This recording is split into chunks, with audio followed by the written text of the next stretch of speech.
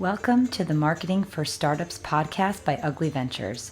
I'm your host, Victoria Hajar, and the co-founder at Ugly Ventures, a place where entrepreneurs like you can find the tools and capital to grow your business. I'm so excited you're here. Let's dive into today's episode.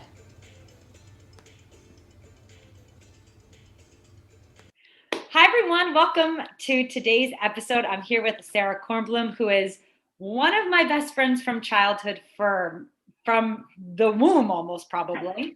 And what's so beautiful about LinkedIn and social media and business is we've been able to reconnect when I found out that Sarah has transitioned from, or is in the process of transitioning from being a third grade teacher for many, many years into doing web development and web design. And that's what we're going to be talking about today on this tactical hour, is all about building an efficient website, about user experience, and really, Sarah's going to give us some great insights on really like where to start and how to make sure that your website is performing well. But before we get to that, I mentioned that Sarah is a third grade teacher, and she's been transitioning this. And I think we should start by you sharing a bit about, how you got into all of this. How do you go from third grade teacher to web designer? So I feel like everybody has like one of those stories where I don't know. I feel like I just fell into it. And it was one of those things where I was part of a group and the people knew that I was good with computers, I think because I'm younger than they are. And they were like, "You're good with computers. We need a website for our business. Can you do this?" And I was like, "Well, I've never done this before, but I'm sure I could figure it out." Right. So I built a website for the business. They are a dog training club, and so their classes were full all the time once they had a website that people could go to and sign up for classes. They get calls all the time, they get emails all the time about their training classes, and so just by having a usable website, they've increased their business tremendously. They had a website before, but it was one of those things that somebody had made it like 5 or 10 years ago. It was totally outdated. And so I refreshed it, I recreated it. I allowed them to have features on the website that were useful to them. And because of that, their business has grown significantly. A friend of mine found out about that and was like, "Oh, I want to start a business too. Can you build a website for me?" I'm like, "Well, now I actually know what I'm doing. So sure, why not?" Yeah. And so it kind of went like that. And I was thinking about changing careers anyways, and I was relocating. And so I was looking for something new. And yes, I could have gone anywhere and been a teacher and just continued on with that. But I thought this was my opportunity to try something new with my life. So this is the perfect time to do it. Yeah. And so that's how I got started in web design. I started taking classes. In the last year, I've built a lot of websites for a lot of different companies, nonprofits, mostly small businesses in all different areas. So everybody needs something a little bit different. So it's been a real learning experience, and it's been a lot of fun working with a lot of different people. So have you felt that how do you feel like your training or your experience as a teacher helped you in any way with how you approach clients and how you start with projects, how you organize yourself? Because in my experience, a lot of people, when they start as service providers, it's a whole new territory. It takes a lot of time to figure out how to find clients, how to talk to clients, contracts, all of that stuff. How did you navigate that? So I feel like teaching is a service providing business anyways. And because of that, the handling of the clients was the easy part for me. But then how do you go out and find clients is the question. How do you know what to do with contracts? How do you set up your business? That was a whole new world for me. And fortunately, I fell in with this group called the Geek Pack, very aptly named, which promotes women in tech. And so they help. Yeah. And so they help you. It's mostly specifically for websites, but it's how do you learn how to code? I know how to code now. That's super cool. exciting. I didn't know how to do that before. How do you find clients? Where do you go to find clients? How do you talk to clients? How do you sell yourself without sounding sleazy and like making that huge sales pitch, which is a huge thing for everybody? How do you put together contracts? What do you need contracts for? What are you legally liable for? Right. How to organize your business. And it's just a great forum for people to come together. And again, it's mostly women, but not exclusively. And it's just like a great community where everybody supports each other. And it's a place where you can go if you have an issue where you're like, I have a client who wants to do this, and it's something you've never heard of before. You have a group to go to say, hey, have any of you dealt with this? Can you help me out? Can you give me some tips? What do you suggest? Yeah. So it's good to have a community to be a part of and to go to. How do you, because I want to start talking more about the brass tacks of building the site, but in my experience, I feel like in my position is usually the intermediary between the company founder, the business owner, and all of the marketing services, right? And so what's great is that the value I bring is my literacy in all of the pieces of marketing. But what the reality is not everyone has that literacy in like what they need for a website, what's possible or not possible. So how do you start prepping clients when you're working with them? Maybe do they have unrealistic expectations, or do they even know where to start? Or how could you get a business owner that's just thinking about redesign or redoing a website? What are kind of the first things they need to start thinking about? So yes, I agree with you. Most people do not have the literacy to be able to go out and say, I need X, Y, and Z, and find those people to do it. That's why somebody who does what you do is great, because you have that literacy and you can be that go-between between the services and the people who need those services. But when I'm dealing directly with clients, I feel like in the beginning, clients come to me and they say, I want a website. And I say, great. Yeah, I can do and it. Then, I can do that. What do you want? And then it starts to slowly come out. And it takes a couple of conversations with somebody especially somebody who's never had a website before. To really figure out what they want. And I feel like when you're starting with somebody who's never had a website before and never been in the website world or the tech world, they don't know the right questions to ask. So as a professional, it's your job to ask those questions so that you can figure out what they want on their website and what's going to be beneficial for them. Because otherwise you say, somebody comes to you and says, I want a website, and you start making a website and you show them the website and they're like, this is not what I wanted. Right. So it's very important to have those conversations and ask those questions along the way so that you know the different pieces and that you don't also get what we like to call scope creep. Where like somebody's like, I want a website to have people send me contact information. And that's all they tell you. And you're like, all right. And so you mistakenly build them a website that just does that. And they're like, well, I saw a website the other day that did this, and I thought that was really cool. So this like really quick, short project now takes you like 6 months. I'm so happy that you mentioned that about scope creep, because it's something that I think is so important for anyone that's hiring anyone to do anything.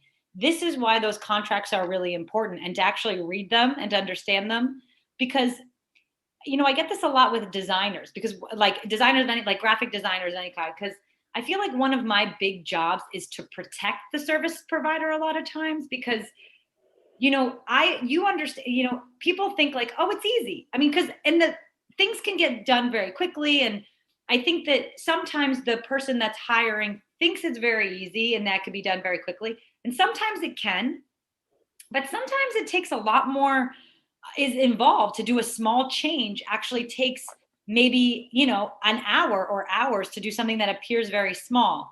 So I think that there has to be some clarity, and there's a lot of education that has to go on in sort of what that means. And it takes a really, tough skin on both sides, because the person that's hiring really wants what they want done, and the person that's providing the service needs to also protect their time. So it's a big kind of thing in all of marketing with services and stuff, this idea of scope creep. Talk to us a little bit about, how do you know if you have a good website or not? Like, how do you know if the website, if it's working or not working, right? Right. So there's a lot of ways you can tell if a website is working or not working. And now, like, the big thing is, like, those cookie notifications you get on all the websites, and they seem to be on every website now. Well, they need to be on every website now, because every website should be tracking what you're doing on their website. Because if they're not tracking what you're doing, they don't know that their website is successful. Right. And they don't know how their website is successful or why their website is successful. So every website you go to should have that cookie notification that says this website has cookies. And it's really, truthfully, for Google Analytics mostly. Mm-hmm. Mm-hmm. And so Google Analytics tells us who's coming to our site, how much time they're spending, where they're coming from, what they're doing once they get to your site. So you can see how somebody comes in on one end and comes out the other end. Like, what are they doing as they progress through your site? And if they're getting stuck somewhere, that's a big indicator that your website's no good. Mm-hmm, mm-hmm. Or if they're, this is a topic that I absolutely love, because one of the things that I do a lot is the biggest value that I bring is the data insights. And a lot of times when I'm looking at analytics and understanding how people are going through the site, a lot of times you need to hire a web designer, not just to design a whole website. There's a whole host of improvements. And that's when we want to talk a little bit about user experience, right? Because if you can go to Google Analytics and get a good batch of data, and you see that your bounce rate is really high, like, people are getting to your website, they don't know where to click, they don't know what to do. Maybe it doesn't mean you need a totally new website, but you could really utilize a web designer to improve the user experience of the homepage, for example, right? Right, exactly. And I actually just did a project like that. This company came to me through a marketer who, they were like, our social media is doing really well. We're getting really good click-throughs on our social media. We're getting clicks to our website, but then nobody's converting into sales. Mm-hmm. Can you take a look at our website and see what could potentially be the problem? Yeah. And why we're losing people? Yeah. And so I went into the website, I did an analysis, and I said, this is why you're losing people. And I could, without even looking at the analytics, just from experience and seeing how the website was navigated, I said, this is why you're losing people. Yeah. And so we were able to fix that and relaunch. And so, I mean, it's new, so I don't know yet, but hopefully you'll come back to us with I'll get back to you on that one. No, but this is interesting, because I had literally, at the first week of the month is when I do all of the analytics review. And one of my clients, we had that same problem where they just started implementing a really tight Pinterest strategy. And so Pinterest is such a great way to get traffic, but the bounce rate, we realized it was like almost 100%. And I was like, okay, they're coming to the blogs.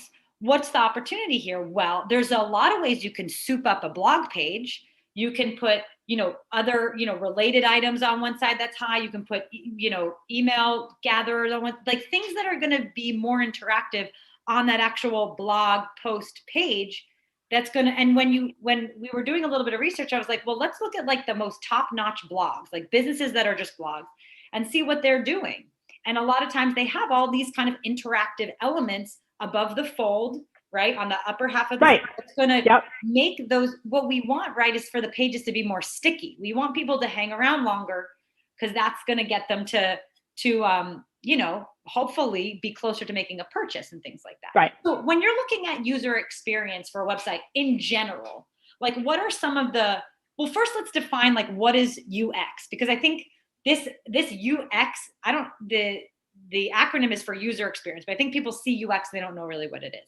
So let's talk a little bit about what UX is, what's UI, what's UX, all these things, and talk a little bit about that first. So I feel like UX and UI are terms that are newer. Yeah. But the actuality of them have been around forever, but now they have like these fancy new terminologies that go with them. So UX is the user experience. How does somebody coming to your website specifically, or it could be any kind of product, right? Like you have a water bottle, like how are people using your water bottle? Could be anything. But in this case, how are people using your website? And the user interface, the UI, is what they're actually using, the system that they're actually using. So there are a lot of interfaces that you can use for website design. And like there are so many, and that's why sometimes it's good to go to a web designer, because you're like, well, which one is best for me? Right. Because the answer is it depends. Like, what are you looking for? Right. And so like, I never tell people when they come to me, like, I never tell people what they should build on, because I need to find out what they want built first. Right. And how they're going to use it. And that's going to be a big determining factor for me in saying, I recommend this. I'm going through that right now with a client, actually, between Wix and WordPress, which I know is what we have to take that offline because I have to ask you some questions. Yeah, that will be a separate conversation. Yeah. I use mostly Wix and WordPress, but not solely, because it depends.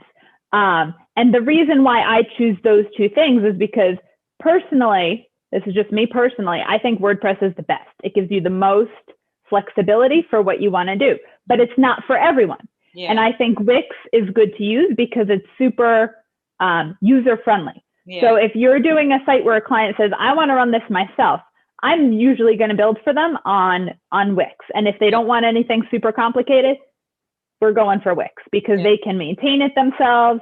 You don't have to worry about updating it, but then you're also limited in as to what you can do with it. Mm-hmm. But the experience, what the user does once they get to your website, that is UX. And that's the important part. And I feel like a big, like stumbling block sometimes for designers, for businesses, is they want to be different. They want to be creative. But there's only so much different and so much creativity you can put without confusing people. Absolutely. And so that's why you see, when you go to a website, you expect to see certain things. Yeah. You expect to see a menu bar somewhere. You expect to see some sort of thing telling you what the website is about. Yeah. You're expecting to see some sort of action to take. Yeah. Whether it's a book now, a shop now, whatever. Yeah. A learn more, doesn't matter. But you're expecting to see certain things when you go to a website. And if you don't, you get frustrated and you leave. Yeah. No, it's absolutely. Because then where do you look? There is that battle, because I think people want to be really creative and clever, but the real like struggle is the fact that like people's time, they don't want to spend 1 second trying to figure things out. It's so they don't want to think about it. They don't want to think about it. And you don't want to put any barriers up for like to get people through the buying process, right? You want people to get it and to be able to do it fast. And look at Amazon. I mean, that's always like such a good thing. It's like how many things I bought, like getting into the car, like I'm seatbelt myself and I bought 3 things, because they make that so easy and seamless.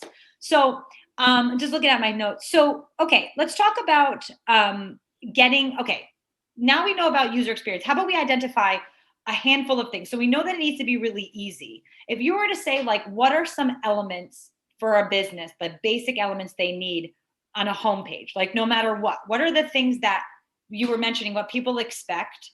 What do you think, like top 3 or top 5 things that people need to think about when designing their homepage? I think like we talk about above the fold, right? Like that was like newspaper terminology, which we still use, even though like there's no fold anymore. Yeah. But we talk about above the fold. Like, what do people see when they go to your homepage in that first screen? Yeah, you can scroll. Yeah, you can click on other things. But what are they seeing when they go to that first screen of your homepage? And so, like, you need to have the top thing you need to have is some sort of call to action. What do you want your users to do when they come to your website? Yeah. Do you want them to contact you? Do you want them to buy something? Do you want them to read something? What do you want them to do? And it has to be clear, it has to be simple, and it has to be easy. And you can only pick one thing. Yeah, that's the problem. Yeah. So you have to think really hard about what you want that one thing for people to do. If there are too many options, they leave. Yeah. They don't want choice, right? It's like buying things on Amazon. You like click the button, you're like, all right, I want new socks. You click socks, you're like, all right, this one's top, click that one. All right, I'm buying those socks, move on. Right. Right. Easy. I also Easy. find that in that one, because I think it's sometimes hard for people to choose because maybe they have different segments they're going after, like different like client segments. And I find that that choice could be like picking a path. So say that you'd have like a B2B side of your business, a B2C side. That choice could be, well, let me get like identify if you, what makes sense for you, and then we can ask you the question, right? It's like, correct. Yeah, you're correct. trying to bring people on that journey. Right. Yes, you want to take them on a journey. So when they come into your website, what do you want them to do? Are you like targeting customers? Or are you targeting businesses? And if you have two options, right? Because some businesses are bigger and they do both. You want to say, are you here or are you here? Yeah. And then once you get them to fall into one of those two categories, then you can take them on their journey through however you want them to operate your system. The next thing they want you to do. But that journey is what's super important, that when you see people who DIY their website, they don't take that into consideration. Yeah. And so like what you want to always be thinking, what's that journey you want your customers to take? Yeah. Yeah. No matter what kind of website it is. Yeah. And I think, basic things like contact information and, the about us, like, do you find that there's one page in particular that people always want to really check out? Like I once read that like the about us page is really, really popular. Like people want to know what people's businesses are about. Or do you find that like people generally, does it vary by industry, or do you find any like kind of trends on how people travel through websites? So I think it varies by industry. And I also think it varies by like where we are. Yeah. Right now, I feel like with COVID and everybody being more isolated than they're used to being, people are going to that about page. Yeah. They want to know, who are they buying from? Yeah. And the about page, yes, it should be about you as a business, but it should also be about your customer, right? Like you can't talk about like me. Yeah. Well, that's great, but actually I don't really care. Like I want to know who you are, but I want to know also how you're going to help me. Right. Like how are you relating to me as a customer? Yeah, I love that. So I feel like that's important to think about on your about page, but I feel like the about page right now is what people are looking for, or some sort of about section. Like you don't need to have a whole page. You can have just a section. Yeah. There are different ways to do it depending on what you're looking for, but people are looking to make that connection. Yeah. I think that, as a marketer, for me, I always am stressing, I'm always thinking about like the stories that the brands are sharing. But you bring up such a good point where at the end of the day, customers are a lot of times like, well, that's great, but what about me? Because everyone's buying in their own, in their old worldview and thinking about their own lives. And that's why we want to make it as easy as possible. We don't want people to waste their time trying to figure out what you do or how it's going to benefit them. You need to be so crisp, clear, and concise on, what problem do you solve for your client? Right. That needs to be super apparent on the about us, on the homepage, on everything, because people they're buying what you're selling, right? But they're also buying a feeling, or they're buying a solution to their problem on so many levels. So you want to be able to talk to them like that, right? Right, exactly. Okay, so last question, because we're kind of running to the end of time. Tell me what you think is the best first steps. If someone is just starting out and they have to get their website together and they want to be really prepared to start talking to a designer, what are sort of the things that you process, or questions or things they should go through before they start looking into that? I think the first thing that anybody should do before they reach out to anybody with like, I need a website, is look at websites. Like and it doesn't need to be websites in your industry. It could be websites in any industry, but look at websites. And you can do big companies, you could do small companies, it doesn't matter. But look for what you like about the website, what you don't like about the website. Mm-hmm, mm-hmm. Because in seeing those things that you like and you don't like, that will help you start to formulate what you want your website to feel like, to look like, what kind of message you want to send. What do you see in these websites where you're like, wow, that's really good. Like, I don't care about, I don't know, whatever industry. But this particular website, I'm like, that's really interesting. What is it about it that makes you think that like draws you to it? Yeah. And then when you go to a website where you're like, well, this isn't hitting it. What is it about it that's not hitting it for you? Yeah. I think that's so important because a lot of times we sort of, especially if we're not super visually creative people that can't say definitely like, I want these colors and I want this kind of, sans serif font and all these things. I know for me personally, whenever I've been working on projects like this, it is the most helpful thing is to go through that process, because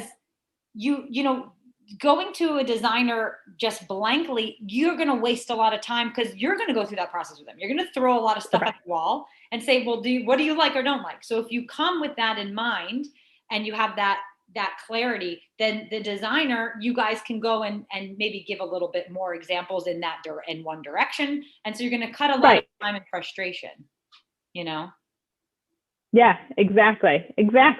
And if you do look at websites that are in your own industry, you can see what kind of tools are they using to make them more successful. Yeah. And maybe those are tools you want to use in your business also that will help you.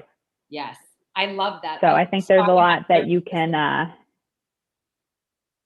No, but I love spying on other businesses for, what are they, what kind of discounts or promotional things are they doing? How are they wording things? Do they have pop-ups? Do they have, how are their header images? What's the text say? And trying to kind of piece together some clever ideas there that you can kind of make your own is a really great thing to do, because again, it just shortens the time to getting something that you like.